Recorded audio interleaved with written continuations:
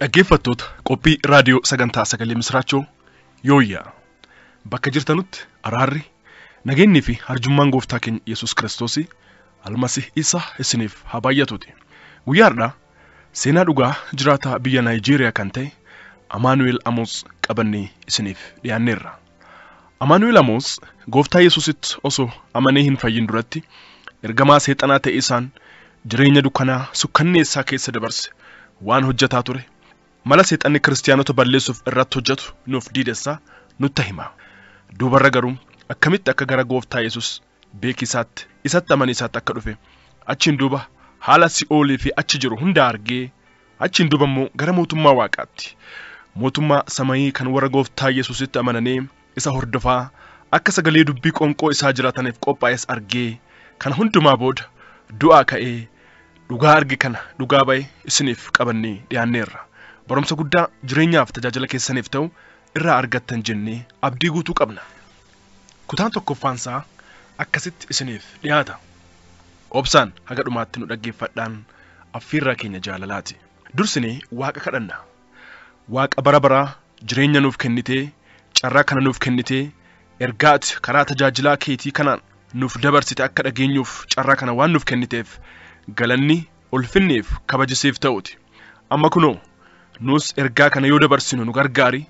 Lubbuun yookaan namni ergaa kana dhage'u kamiyyuu seenaa dhugaa kanarraa barumsa guddaa fudhatee jireenyaaf tajaajila isaatti jijjiiramni fi guddinni eebbi addaa haa ta'uufi.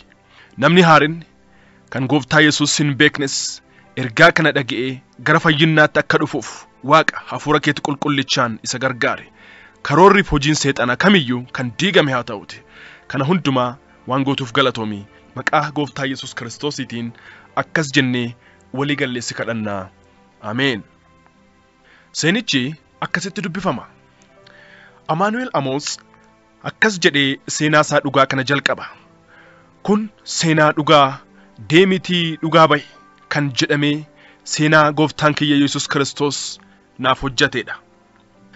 Namni tokko waan jireenya isaa irratti ta'u keessattuu wanti gaarii hin ta'in tokko gaafa isarra ga'u kun carraa kiyya jedhee isa san akka jirjiiruu hin dandeenyetti amanee taa'uu danda'a. Hamma tokko yaadi kun dhugaa fakkaata. Seenaan ijoollee waaqaa kan Gooftaa Yesuus Kiristoositti dhugeeffatan garuu jireenyi isaanii karoora harka waaqaa keessa jira. Isuma kana immoo kitaaba fakkeenyaa boqonnaa 16 lakkoofsa 9 irratti argina. Karoorri Waaqayyo ijoollee isaatiif qabu garuu akka guutamuuf haal dureewwan tokko tokko irratti hundaa'a. Isaanis tokkoffaan abbichi yookaan abbaan dhimmaa karaa Yesuus Kiristoositiin gara waaqaatti dhiyaachuu. Abbichi yookaan abbaan dhimmaa karaa Yesuus Kiristoositiin gara waaqaatti dhiyaachuu. Lammaffaa ilaalcha abbaan sun waa'ee dhuma jireenya fooniitii fi jireenya du'aan duubaatiif yookaan du'aan boodaatiif qabuu fi inni sadaffaan immoo jireenya hafuuraatii fi hawaasummaa abbichi sun jiraatu irratti hundaa'a.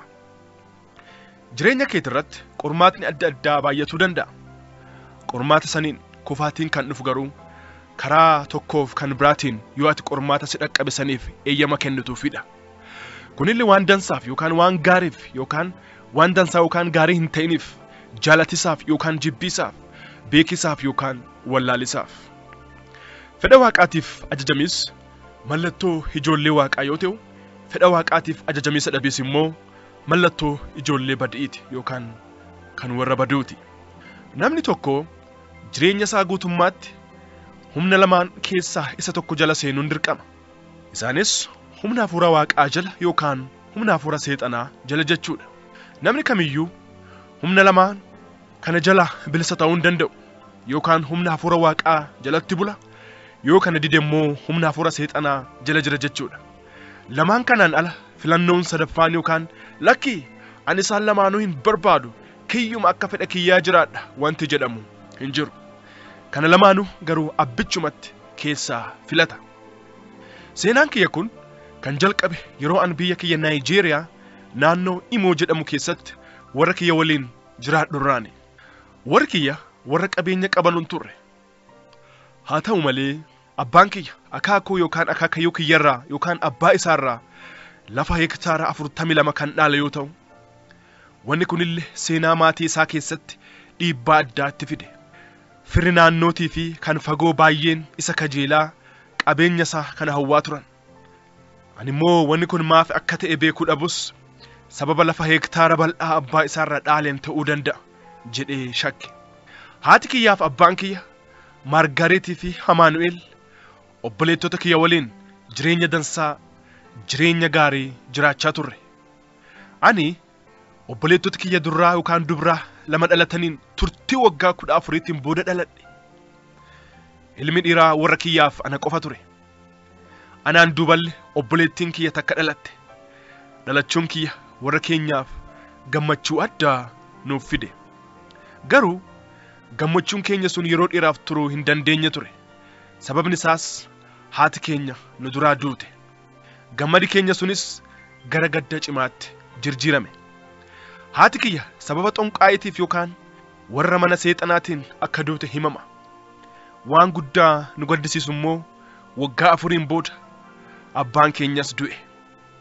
Hojii seexana irratti seexanni itti mufatee yookaan itti aaree akka abbaa keenya ijjeesallee himame. Waggaa 2 du'a abbaa keenyaatiin duuba obboleettiin kiyya guddoon isiin yookaan isheen hangafaa eessa buteen ishee dhabame. Bifa dhokataa kan namaaf galuu hin dandeenyeen baddee hafte. Achiin duuba immoo obboleettiin kiyya kan biraa kan lammaffaa dhalatte immaraatte sammuu dhabde. Haalli kun immoo walitti daddabalamee maatii dur gammadaan jiraataa turretti gadda addaa kan walirraa hin cinne nutti fide. Haaluma kana keessatti akkuma ta'ee barumsa kiyya sadarkaa tokkoffaa addaan kutee ture itti fufee hamma ji'a 3 baradheen booda kaffaltiiwwan adda addaa naaf barbaachisan kaffaluu waan dadhabeef adoo hin jaalatin barumsa kiyya addaan kute. Baay'ee osoo hin turin akaakayyuuwwan kiyya du'an. Sirni awwaalcha isaanii raawwatameen booda firri keenya kan an guddoo isaan hin beekne obboleettii kiyya ishee takkatti naaf hafte maandhaa yookaan quxisuu kiyya kan taate na duraa fudhatan. Hagaadhaa eessa akkasiin jirtullee hin beeku. Hanqina jireenyaaf waan na barbaachisu adda addaarraa kan ka'e waggaa kiyya 13tti gara mana abbaa kiyyaatti deebi'ee qofii kiyya jiraachuun dirqama natti ta'e. Dhuguma mucaan waggaa 13 diinottaan abbaa isaatiif diinottaan dhuunfaasaa adda addaatiin marfamee qophaa jiraachuu danda'a. An guddaa sodaadhe. Wantooti kun hundumtuu ammaan booda jireenya bu'aa qabu akka jiraachuun naaf hin danda'amne natti agarsiisuu jalqaban. Guyyaa tokko mana barumsa kiyya sadarkaa tokkoffaatti hiriyaa kiyya Chenduu kan jedhamu tokko argadhe. Chenduun baay'ee na jaalata. Waan anarra ga'e hunduma isaa waan dhaga'eeruuf gara warra isaatti na geesse. Warri isaallee simannaa o'aan na fudhatan. Akka mucaa lammaffaa isaaniittis na tolfatan. Jireenyi kiyya amma reefuu gara kallattii sirriitti dhufuu jalqabe. Haala dansaan haala gaariin na qabatan. Gammachuu duraan dhabee ture kaan amma argachuu jalqabe. Baay'ee natti tole. Yaada gaarii siif qaba keetabanii biyya lafaa hamtuutuun soogda dansaa fakkaatti har'a nagaa fakkaatte boori diina sitaati qaroomaa malee gowwaan ta'ini yaada dansaa siif qaba keetabanii karaaf dhugaanii jiruu. Jireenya karaan gara jireenya deemanuuni Yesuus qofatti dhugeeffatuuni karaan gara jannataa deemanuuni Yesuus qofatti dhugeeffatuuni.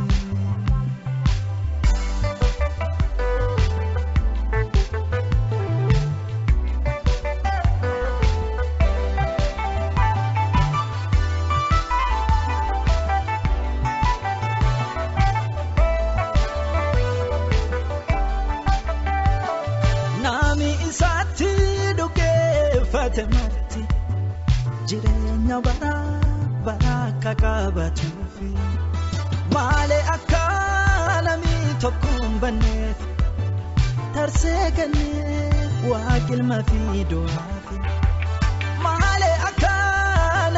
tokko hin banneefi Arsee kannee waaqilma fiidoo Sileef gatiin baheera maafi waan kana yaanne fooniif lubbuu fayyisa maaf harkattiin kennaanne haalli sitti hammatulle murteessi yeroodhaani guyyaan fayyinaadha beellamaan baay'eessi sileef gatiin baheera maafi waan kana yaanne fooniif lubbuu fayyisa maaf harkattiin kennaanne haalli sitti hammatulle murteessi yeroodhaani guyyaan fayyinaadha beellamaan baay'eessi